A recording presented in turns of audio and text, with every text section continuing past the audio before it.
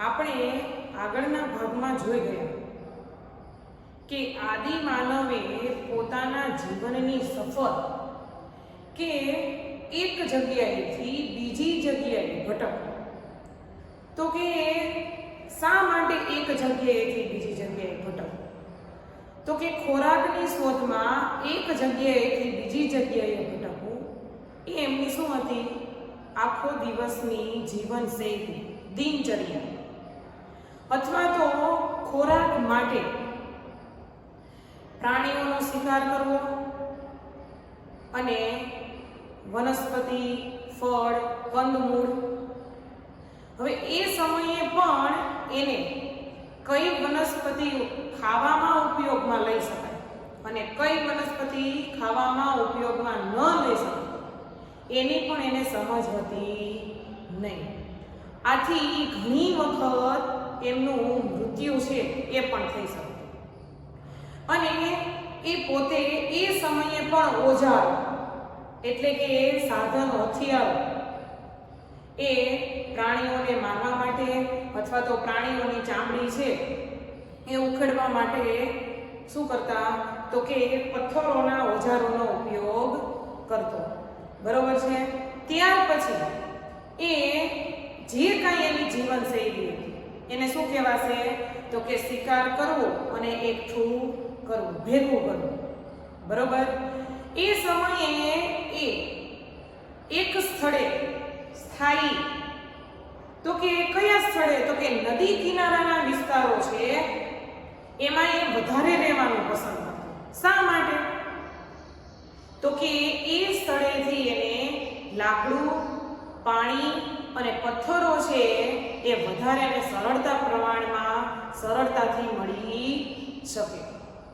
બરોબર છે. ત્યાર પછી એ જે કાંઈ બીજું મતલબ શું આવશે? તો કે ગુફામાં પણ રહેતો. તો ગુફામાં રહેવાનું શું કારણ હશે? તો કે એ ગુફામાંથી વરસાદથી બચવા માટે એ ક્યાં રહેતો હશે? તો કે ગુફામાં. બીજું એનું કારણ શું હશે? તો કે પ્રાણીઓથી બચવા માટે પણ એ ક્યાં રહેતો હશે? તો કે ગુફામાં રહેતો હશે.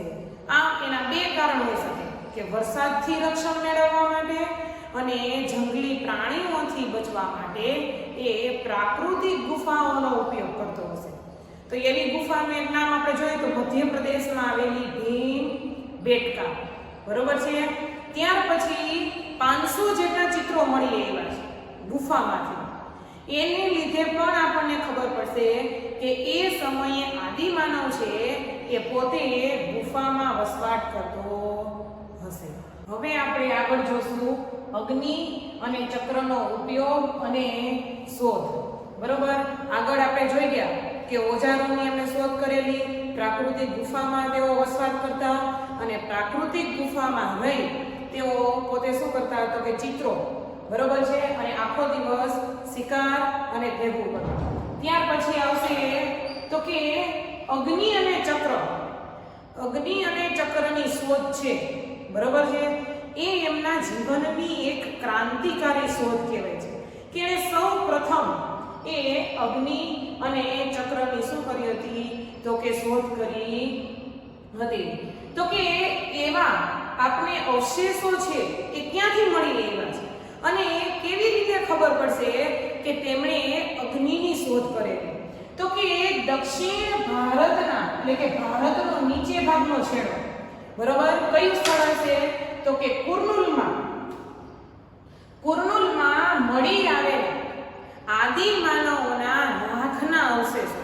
કે આપણે ચૂલો હોય, બરોબર છે, તો ચૂલો સળગાવ્યા પછી જે કાંઈ રાખ હોય તો એ રાખના અવશેષો મળી આવ્યા છે. કેના અવશેષો મળી આવ્યા છે? તો કે રાખના. હવે એ અવશેષો ઉપરથી ખબર પડશે કે એ સમયે આદિમાનવ છે એ અગ્નિથી પરિચિત હશે, અગ્નિની એમણે શોધ કરેલી હશે અથવા તો એ અગ્નિનો ઉપયોગ કરતો હશે. તો કે અગ્નિની શોધ, તો કે રાખના જે કાંઈ અવશેષો મળી આવ્યા છે, જે કાંઈ ચૂલાના નિશાન મળી આવ્યા છે, તો એ ચૂલાના નિશાન લગભગ આજથી પહેલા. કેટલા વર્ષ પહેલા? તો કે 11,000 વર્ષ પહેલા માનવી અગ્નિનો ઉપયોગ કરતો હશે એવું ઇતિહાસકારો પુરાતત્વવિદોએ શોધી કાઢ્યું છે.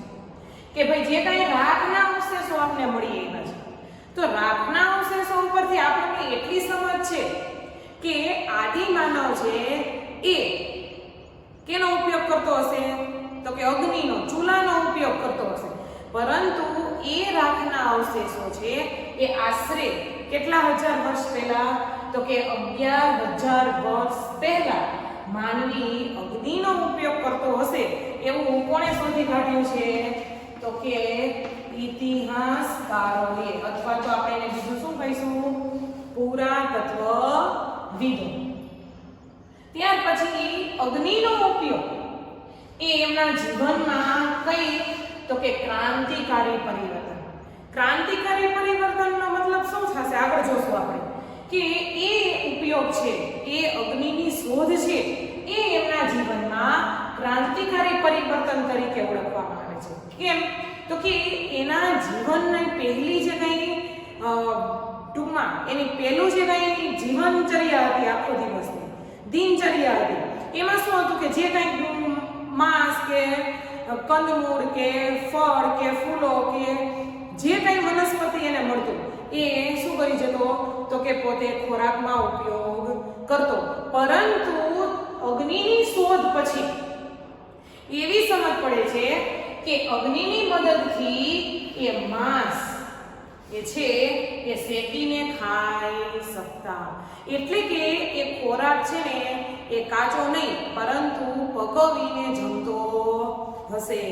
ત્યાર પછી બીજું, પ્રકાશ મેળવવા માટે, કે એ સમયે કાંઈ લાઈટો કે વીજળી એવું હતું નહીં, તો અગ્નિથી પોતે શું કરતો હશે? પ્રકાશ પણ મેળવી શકતો. અંજવાળું રાત્રે જ્યારે અંધારામાં એને પ્રકાશ મેળવવા માટે પણ એ શું કરતો હશે? એનો ઉપયોગ કરતો હશે.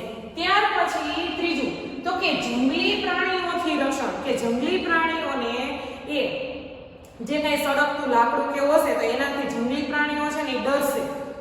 તો એ જંગલી પ્રાણીઓથી બચવા માટે પણ કોનો ઉપયોગ કરતો હશે? તો કે અગ્નિનો ઉપયોગ કરતો હશે. આમ એના જીવનની આ ક્રાંતિકારી શું કહેવાશે? પરિવર્તન. કારણ કે પેલા છે એ માંસ કાચે કાચું ખાતો, બરોબર છે? ત્યાર પછી પોતે એ પકવીને જમતો થયો, અને ત્યાર બીજું કે પ્રકાશ મેળવવા માટે અને જંગલી પ્રાણીઓથી બચવા માટે પણ, રક્ષણ મેળવવા માટે પણ એ કેનો ઉપયોગ કરતો હશે? તો કે અગ્નિનો ઉપયોગ કરતો હશે. અગ્નિના ઉપયોગની જેમ જ પહેલા એને કેની શોધ કરી? અગ્નિની. અને અગ્નિના ઉપયોગની જેમ જ એણે બીજા મહત્વનું પરિવર્તન શેને લીધે આવ્યું? તો કે એણે પોતાના જીવનમાં ચક્રની શોધ કરી. કેની શોધ કરી? આખો દિવસ એ ભટકતું જીવન જીવતો, પગપાળા ગમે ત્યાં.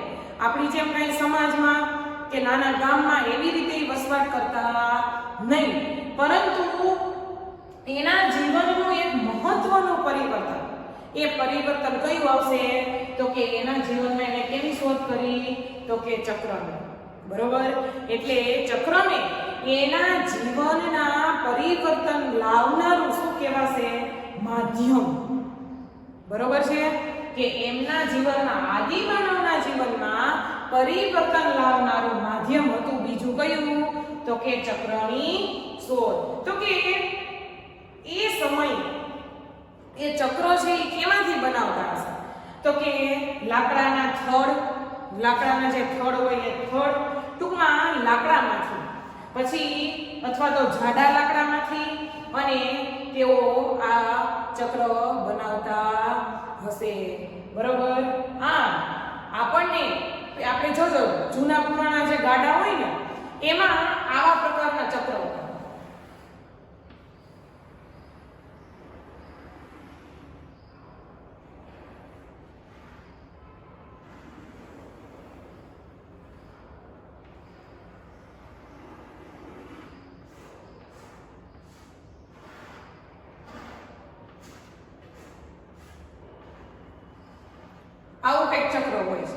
બરોબર છે?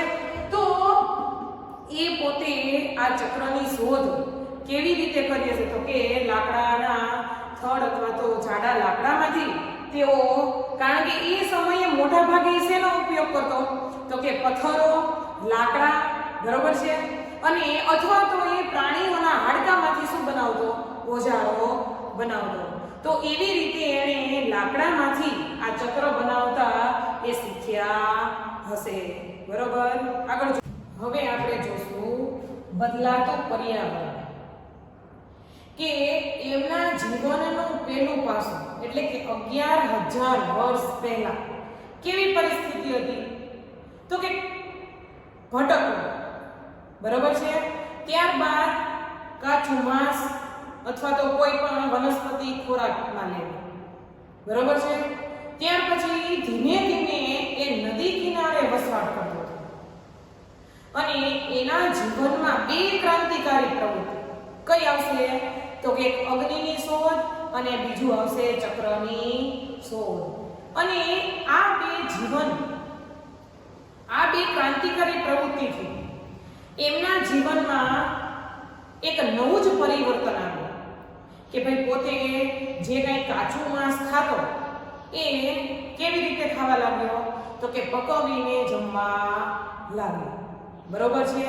ત્યાર પછી બદલાતું પર્યાવરણ, તો કે એમના જીવનમાં જે કંઈ વ્યાપક પરિવર્તન આવ્યું એ આશરે લગભગ 12,000 વર્ષ પહેલા એ, અત્યારથી કહું છું, આજના સમયથી ખરેખર આપણે જે પરિસ્થિતિમાં જીવીએ છીએ એ પરિસ્થિતિ એ લગભગ 12,000 વર્ષ પહેલા વિશ્વભરના વાતાવરણમાં વ્યાપક પરિવર્તન આવ્યું.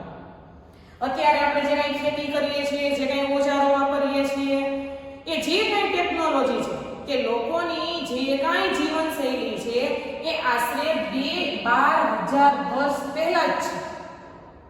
12,000 વર્ષ પહેલા એટલે કે 11,000 વર્ષ પહેલા કેવું જીવન જીવતા? તો કે ભટકવું, રખડવું, બરોબર છે. આજથી લગભગ 12,000 વર્ષ પહેલા વિશ્વભરમાં વાતાવરણ કે જે આપણે જોઈએ છીએ, રોજ તડકો હોય, બરોબર છે, ક્યારેક વરસાદ હોય, ઠંડી હોય, તો એ જે કંઈ વ્યાપક પરિવર્તન એ 12,000 વર્ષ પહેલા, બરોબર છે, એવું પુરાતત્વવિદો એટલે કે ઇતિહાસકારોએ શોધી કાઢ્યું છે. તો કે દુનિયાના અનેક ક્ષેત્રોમાં તાપમાન વધતા, હવે તાપમાન વધતા વનસ્પતિ અને ઘાસના ક્ષેત્રો છે ને એ મળીએ, કે અમુક જગ્યાએ વનસ્પતિઓ ઉગી નીકળતી, બરોબર છે, અથવા તો ક્યાંક આપણે ઘાસના મેદાનો જોવા મળતા. તો એ તાપમાન વધતા એ વનસ્પતિ અને ઘાસના ક્ષેત્રો છે જોવા મળ્યા. હવે એ ઘાસના ક્ષેત્રો ઊભા થયા, બરોબર છે, એને લીધે એ ઘાસ ખાનારા પ્રાણીઓ એટલે કે હરણ, ઘેટા અને બકરા જેવા પ્રાણીઓની સંખ્યા છે ને વધતી. શું થતું ગયું?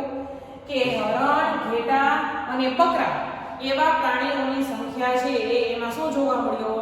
તો કે વધારો જોવા મળ્યો. હવે એ સમયે આપણે આગળના ભાગમાં જોઈ ગયા કે હરણ, ઘેટા, બકરા છે એને આદિમાનવો છે એ શિકાર કરીને શું કરતા? ખોરાકનો ઉપયોગ કરતા. શા માટે? તો કે હરણ, ઘેટા, બકરા છે એને સહેલાઈથી શિકાર કરી શકાતા. પરંતુ એ જેમ જેમ પ્રાણીઓની સંખ્યા વધી, બરોબર, જેમ ઘેટા, બકરા, હરણની સંખ્યા વધી એમ એનો લાભ પણ કોને મળ્યો? તો કે આદિમાનવોને મળ્યો. કારણ કે પહેલા જે કંઈ ઘેટા, બકરા થોડાક પ્રમાણમાં મળી આવતા, બરોબર છે, તો એની લીધે શું કરતા? તો કે શિકાર કરી પોતાનો ખોરાક મેળવતા. પરંતુ એની સંખ્યા વધતા એનો લાભ છે એ કોને મળ્યો? તો કે આદિમાનવોને મળ્યો. જેમ સમય જતો ગયો, જેમ સમય પસાર થતો ગયો એમ એની રીત ભાતોનો એ શું કરતા કરતા ગયા? અભ્યાસ કરતા ગયા કે ભાઈ ઘેટા બકરા છે દૂધ આપે છે તો એનો આપણે ઘરે ઉપયોગમાં લઈ શકાય, બરોબર છે? તો એવી રીતે એનો અભ્યાસ કરતા ગયા.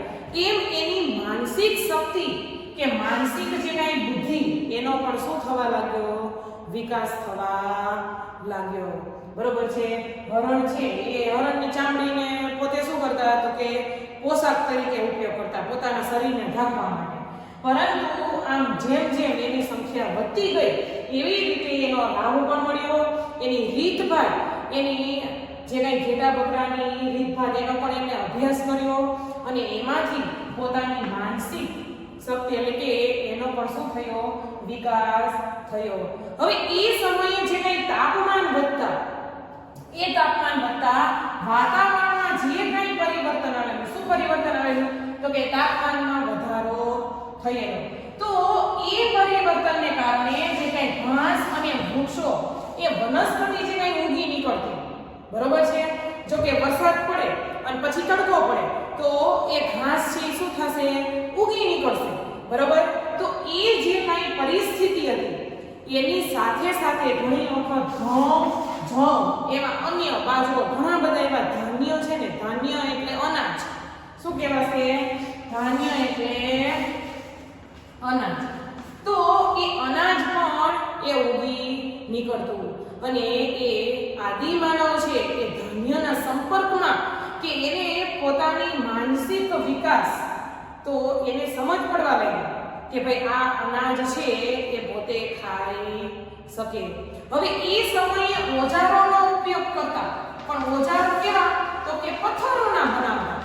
અત્યારે આપણે જે કંઈ ખેતીમાં આપણે જોઈએ છે નીંદવા માટે ને, બરોબર? તો એ સમયે એ જે કાંઈ ઓજારો છે, બરોબર, એને લીધે તેઓ એક ખેતી કરતા થયા, એને પોતાની માનસિક શક્તિનો વિકાસ થયો અને એ પથ્થરોના ઉપયોગથી સ્ત્રી, પુરુષ, બાળકો એ અનાજના દાણા શું કરવા લાગ્યા?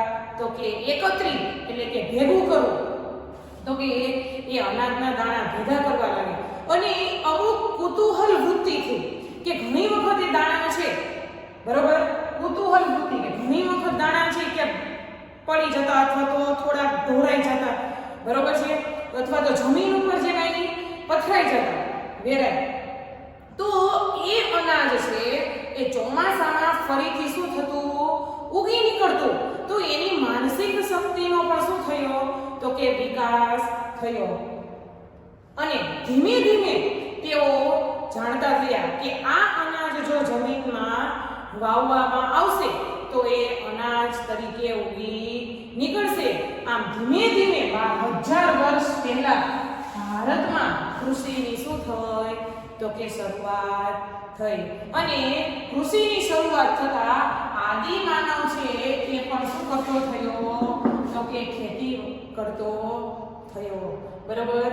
અને આવા જે કંઈ પ્રાણીઓ ઘેટા બકરા એ પ્રાણીઓને પોતે પાલતુ પ્રાણી તરીકે શું કરતો થયો? ઉપયોગ કરતો થયો, બરોબર છે? આગળ જોશું ખેતી કરતો થયો. ત્યાર પછી જે કાંઈ ધાન્ય ઉગતું કે જે સ્થળે પહેલા શું થતું? તો કે લાકડું, પાણી અને પથ્થર આ ત્રણ વસ્તુ જ્યાં મળી ત્યાં તે શું કરતો? વસવાટ કરતો.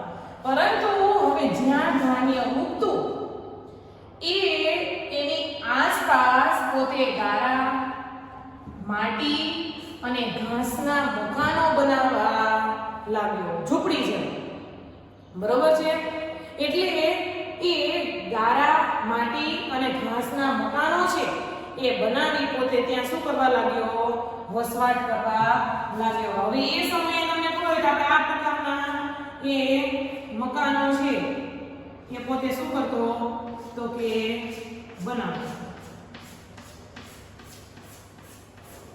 બરોબર છે?